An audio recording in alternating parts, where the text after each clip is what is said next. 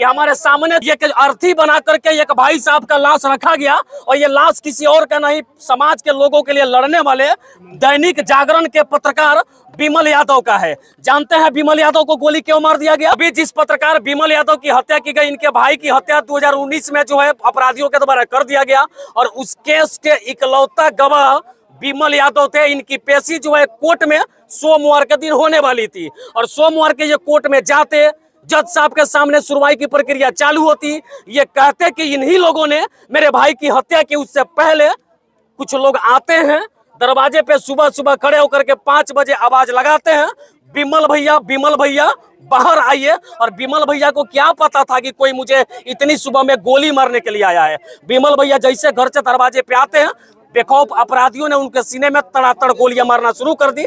पत्रकार विमल यादव की हत्या की जब कहानी आप सुनेंगे तो आपको लगेगा कि सच में हम कोई फिल्मी सीन देख रहे हैं।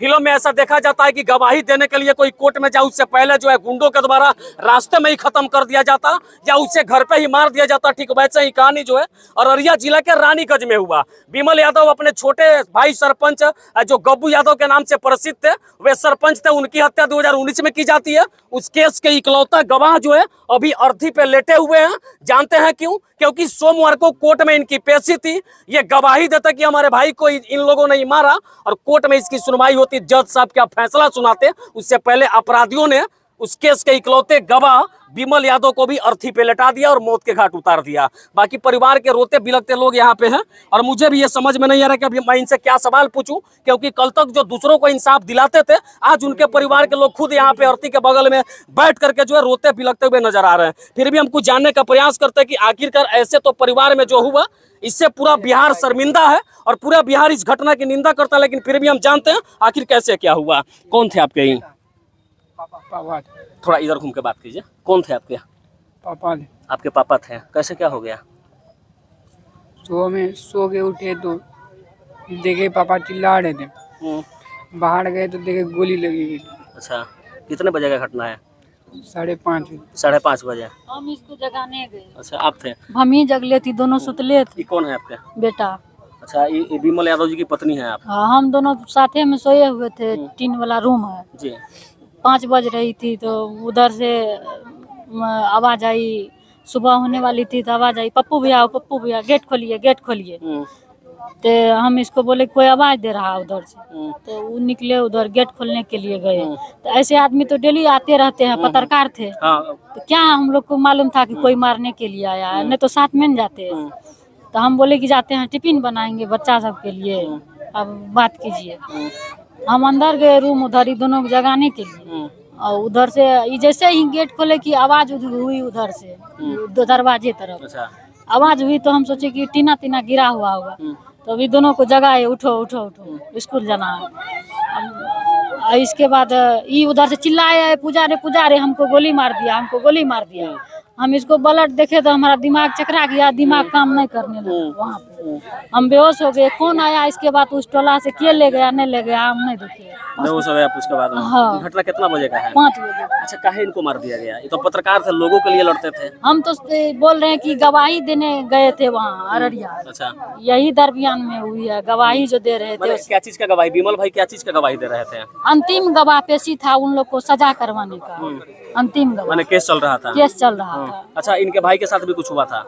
उसको भी गोली से मार दिया गया। माने विमल यादव जी के छोटे भाई को भी गोली मार दिया गया था? हाँ। और काहे गोली मार दिया गया था उनको?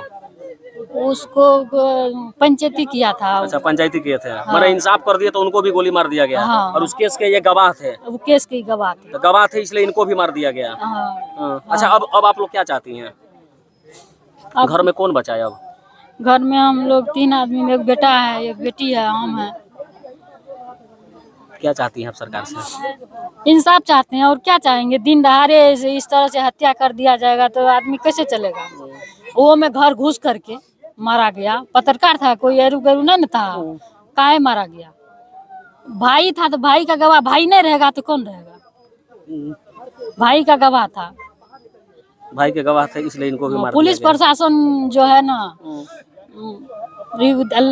जो है ना लाइसेंस के लिए अप्लाई किए थे वहाँ, क्या कहते हैं वहाँ, डीएम ऑफिस में डीएम ऑफिस में अप्लाई किया था कि हमको बंदूक चाहिए, हमको सुरक्षा के लिए। बंदूक चाहिए सुरक्षा के लिए, हमारा भाई को मार दिया गया है।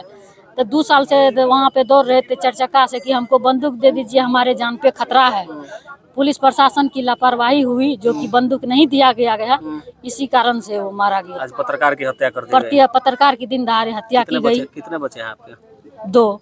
एक ये हैं, हाँ, एक बेटी, एक लड़की भी है। हाँ। बाकी ये दर्द जो आप देख रहे हैं, एक पत्रकार के विधवा पत्नी का दर्द है। अब ज्यादा कुछ हम नहीं कहेंगे, बस यही कहेंगे देश के तमाम पत्रकारों से कि अगर आप सच्चाई के लिए लड़ते हैं तो अब लड़ना बंद कर दीजिए, क्योंकि इस बिहार में आपको कहीं से भी इंसाफ नहीं मिलेगा। और बाकी ये तस्वीर भी देख सकते हैं, इस तस्वीर को देख करके किसी का भी रोंगटा खड़ा हो जाएगा। और परिवार के लोगों का जो हालात है उसे भी आपने देख लिया होगा। बाकी हजारों की संख्या में लोग यहाँ पे मौजूद है जो इनके अंतिम संस्कार में शामिल होने के लिए आए हैं। अब ज्यादा कुछ नहीं कहेंगे, अब पत्रकारिता धर्म छोड़ना पड़ेगा, या तो दलाली करना पड़ेगा, नहीं तो चापलूसी करना पड़ेगा। अगर ये चापलूसी किया होते तो डीएम साहब से अब तक इनको बंदूक का लाइसेंस भी मिल गया होता। लेकिन ये तो समझे हम पत्रकार हैं, लोगों के लिए लड़ते हैं, तो फिर हमको डरने की जरूरत नहीं है। ना तो इनको बंदूक का लाइसेंस दिया गया, अब ना ही इनके भाई के अपराधी जो थे, जो इनके भाई को गोली मारे, उनको सजा हो पाएगी। और बाकी अब इनके इंसाफ के लिए भी परिवार के लोग यहाँ पे रोते बिलखते हुए नजर आ रहे हैं। बाकी मुझे लगा कि एक पत्रकार का आवाज एक पत्रकार नहीं बनेगा तो कौन बनेगा, और इनका आवाज बनने के लिए जो है हम 400-450 किलोमीटर दूर से भागते भागते यहाँ तक पहुंच गए। एक छोटा सा मेरा प्रयास था पत्रकारिता धर्म निभाने का। बाकी इस पूरी वीडियो के बारे में आपका जो भी विचार होगा, अपनी प्रतिक्रिया कमेंट बॉक्स में जरूर डाल दीजिएगा। जय हिंद, जय बिहार।